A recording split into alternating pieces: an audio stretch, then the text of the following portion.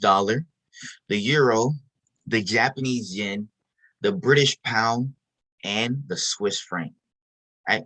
Those are some of the major currencies. Now, the most traded currencies, they even have it on here. The US dollar versus the Canadian dollar is one of the most traded currencies. The Australian dollar versus the US dollar, and also the New Zealand dollar versus the US dollar. Now, what are minors? Minors are pairs that are not these major pairs. They're smaller pairs, right?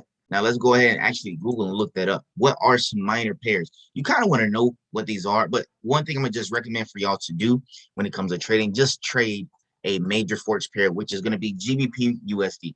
The major forex pairs is going to be GBP USD. That's the one you want to start out with. That's the one you want to stick with. That's the one you want to trade until you grow your account to 1,000 plus.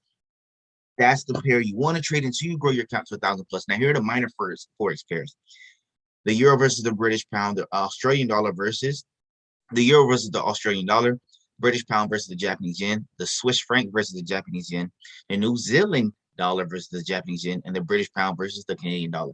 Now, minor pairs are basically pairs that are crosses, pairs that mix with different pairs. A major pair is any pair that has the US dollar before it or US dollar after it, right? So that's why we saw the euro versus the US dollar, the British pound versus the US dollar, the US dollar versus the Canadian dollar.